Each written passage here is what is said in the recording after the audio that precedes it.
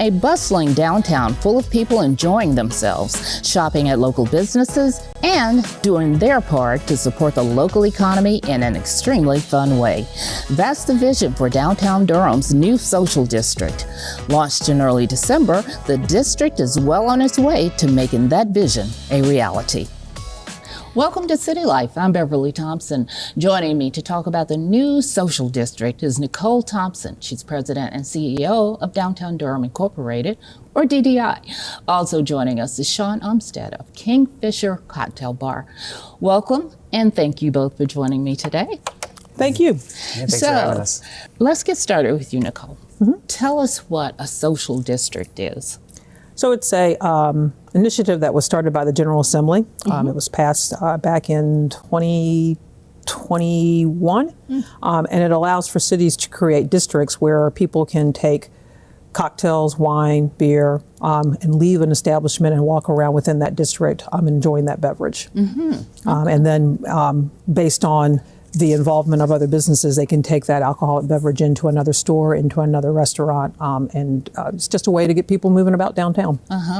So, Sean, I understand you were one of the big supporters of getting this done, but first of all, tell us a little bit about your establishment, Kingfisher. And I know you're located downtown. So. Absolutely.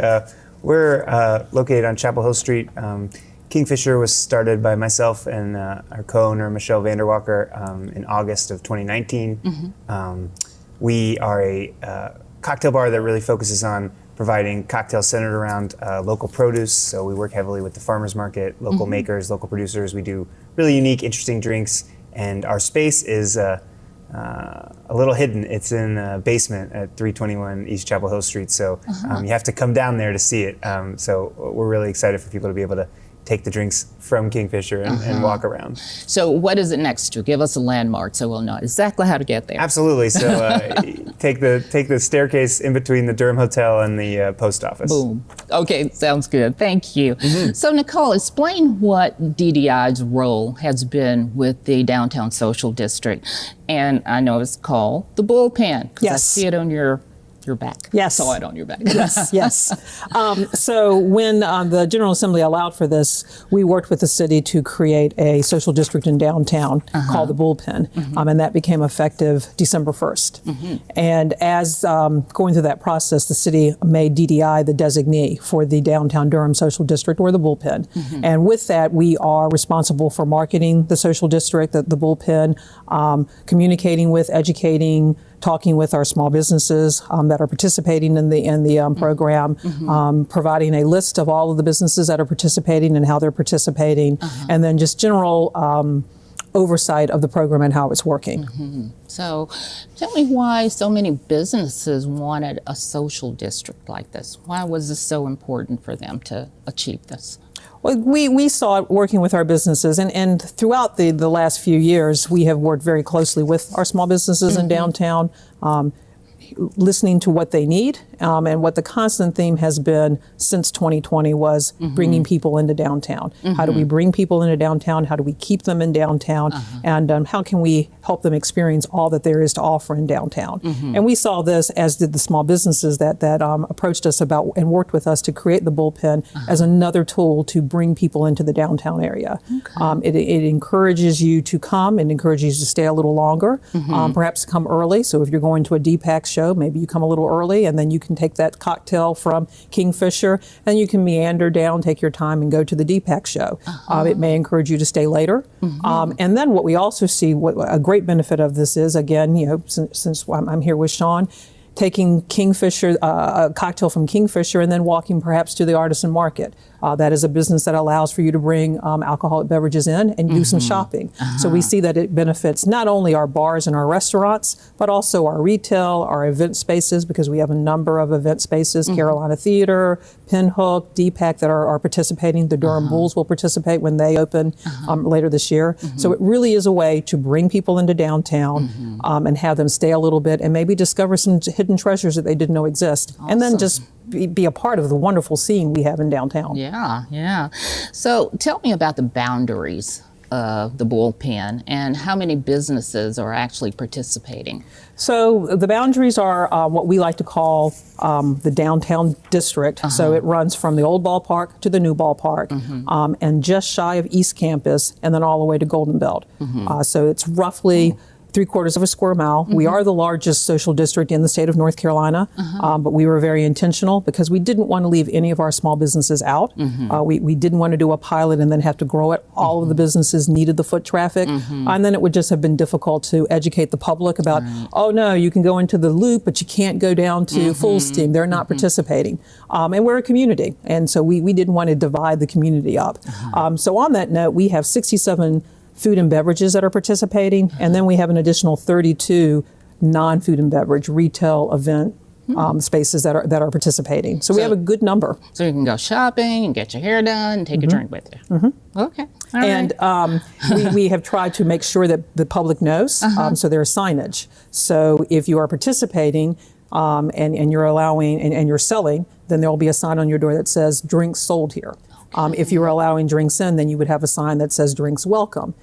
If you are not allowing drinks in, and we do have a few, then there's a red sign and it says drinks are not welcomed. And that includes all public buildings, parking garages, churches. So we have provided larger signs to make sure that people know if you see a red sign, don't take a drink in, an alcoholic drink in. And then if you don't see a sign at all, then you should assume that they're not participating. Okay, all right. So Sean, I know this launched in early December. Since then, have you served a lot of people who wanted to participate or take part in the whole bullpen idea, social district idea? We've had a really wonderful time with it thus far. I think the big highlight was the Christmas tree lighting. We sold over 300 drinks that evening directly out of a takeout window we have. I think it was really, it was cold, and I think it's a great way for people to, engage with the city. I think events are more jovial usually if people, have a drink with them. And I don't know, it's been a really great kind of moment for us. It hasn't been particularly difficult to manage, and people have been really receptive to the idea. They ask some questions, but in general, we've seen it as a real positive, even when there aren't events downtown. No challenges, no negative kind of interactions as a result? Very, very few. I mean, the only interactions that we've had that weren't just extremely positive and excited were just questions about how it worked and what the rules are. So Nicole, how can people actually participate? I mean, how does it work? If you are an individual and you want to come down, so you would arrive in the downtown area within that district that was mentioned earlier. And are there specific times? There are specific times. So it's every day of the week, 7 days a week. It starts at 11 a.m. and it ends at 10 p.m. And during any of those times, you can go to any business that shows a sign allowing drinks or selling drinks. So Sean, what has been the reaction of your customers? I think it's very novel. I think people are excited to be able to, not rush out the door when their dinner reservation comes. For us personally, we are via our back door very close to M Sushi, which is an extremely popular restaurant downtown that is often on a wait, and folks come in, they don't know exactly when they're going to have to leave. They can have a drink at Kingfisher and they don't have to, drink a fancy cocktail as soon as their buzzer goes off. They can take it in a takeout cup. They can walk along. They can. It just creates a more, for lack of a better term, synergistic downtown. One that's more open and available and friendly, I guess. Welcoming for sure. So, Sean, have the people who you've served seemed to just be clear on what the boundaries are, where they can and can't take a drink? I know Nicole described, the signage that's in the businesses, and so. Yeah, we haven't had any trouble with that. I think, to DDI's credit, the district is so large, and I didn't know it was the largest in the state, but it makes sense to me. I mean, it does really encompass a lot of where you'd want to walk in the downtown core. That people sort of, I think, naturally don't stray too far out of it. I don't imagine a lot of people get to the border and are like, we're going to continue to walk with the drinks, but no one's really had any questions. I haven't heard anecdotally of any issues with the layout of the district or people, not understanding where they can and can't take drinks. I think, this is a new thing for Durham, so I think people in general are generally probably more cautious than they otherwise would be. And alcohol laws in the state have been a little, I don't know what the word is, but they're stringent, I guess. So I think people are kind of testing it out. So I don't think people are taking a lot of liberties, and I think the space is very welcoming and large and accommodating to walk around in. Great. And if I could add to that, yes, we've worked with the city to ensure that people know when they're leaving the district. So there are signs up, with a map that shows the district. So if you're on that edge, it is very clear that you're getting ready to cross out. So we were very thankful for that partnership with the city, Parks and Rec, in creating those boundary signs. So I was going to ask you then, how is the bullpen actually being monitored or policed, if you will? So we're doing our part working with the small businesses. There is a email that if you have any issues or concerns that you can send an email. We talk with the police regularly, and they are managing the policing of it, the enforcement. We certainly worked with them well ahead of approaching the city and getting the ordinance passed. So we worked very closely with both the sheriff and the police to ensure that they were comfortable with what was going on. We're very pleased we just heard from District 5 where downtown is located, and from that report, they said that they have had no significant issues, no significant reports, nothing that has caused them additional effort or work around the social district. So that's very encouraging. Yeah. So it's really I would say the enforcement, the monitoring, it's all of us working together. The businesses are doing their part. They're being very clear. They're following those guidelines. They had a lot of input in that. And then we work with the city and as well as with the policing efforts to ensure that there is a lot of overlapping and communication. Okay. All right. So Sean, what are some of the differences that you've seen between prior to starting the bullpen to now in terms of traffic and just overall reaction? I think the reaction in general has been very positive. I think people are excited to be able to walk around. I think people are taking advantage of it in different ways, whether, one friend, Kingfisher, for example, is very specifically cocktails. We do sell some beer and wine, but if you wanted wine, there are very good wine bars in this town, and there are very great places to drink beer. I think it's pretty cool that if somebody wanted to get takeout from a restaurant, one person wanted a beer, one person wanted wine, and someone wanted a Kingfisher cocktail, they could all meet in CCB Plaza, sit and eat and hang out. So I think that sort of engagement, just allowing people to sort of use downtown as they feel like they want to, I think is really great. I think people also just want a way to socialize, in this after COVID kind of moment where people are on a really big spectrum of how they feel about their comfortability going inside places. So it allows, groups of people who maybe have varying ranges of comfortability, especially in, my personal bar, which is a bar with 9-foot ceilings and no windows, that, maybe just isn't the place for some people, but I'd still think it's great that they can get a cocktail, go hang out with their friends outside. So I think the reception's been awesome. I haven't heard any detractors, and yeah. Okay, sounds good, sounds good. So, Nicole, I know a lot of people are probably wondering, okay, what's this costing us? Who's paying for the district? Is there a cost associated with it? There were some upfront costs, certainly. The city needed to pay for the boundary signs. We paid for the signs that we then provided to the businesses, the window clingies, so those different signs that show how businesses are participating. We have done a considerable amount of marketing of the event, and especially the launch of the event for the lighting of the holiday tree at CCB Plaza.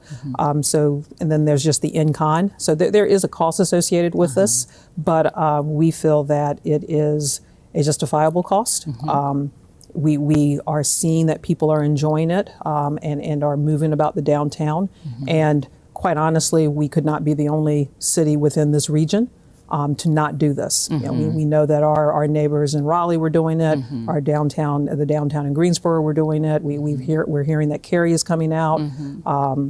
So we could not be the only one, but it just made sense. I mean, if anyone was going to do this, Durham was going to do it. Yeah. And we put a lot of effort in what the name would be.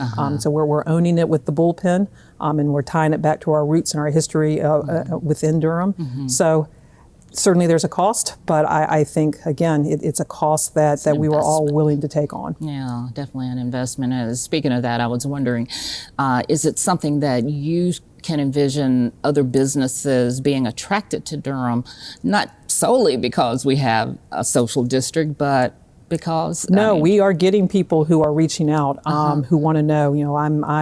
I have this space, this retail space. Is it in the boundary? Can you send me what the boundaries are?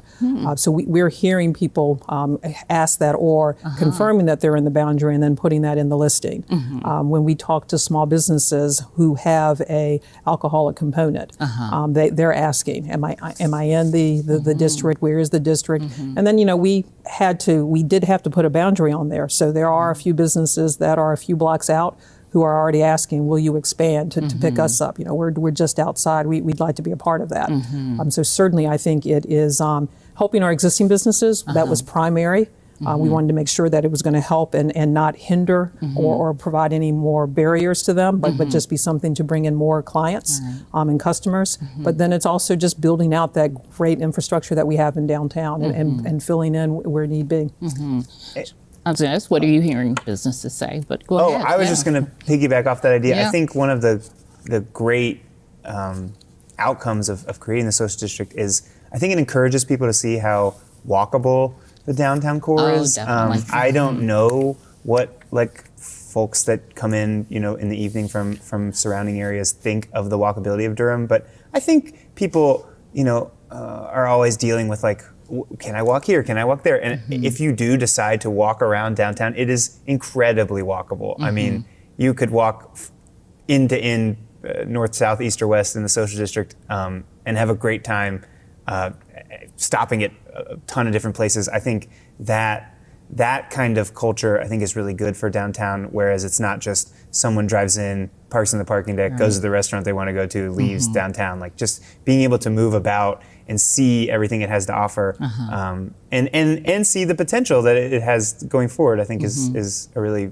great and maybe undersold part of the social district. But also, I think people being out and about that are in a positive mood and happy, I think is good for public safety. I want people walking around downtown Durham. I want the community involved with each other. I want people meeting each other, making connections and really being a part of the community as opposed to just coming into a business and exiting downtown. So I think it's great for that aspect as well. Durham certainly has blossomed and bloomed in the last few years. I mean, it's definitely an exciting place to be. So how can people find out more about the bullpen? Well, we have a website, downtowndurham.com/bullpen. And then if they have any kind of questions, as I mentioned, there is an email, thebullpen@downtowndurham.com. But that website, you'll get a map. You'll see the actual map. We also have all the businesses and how they're participating.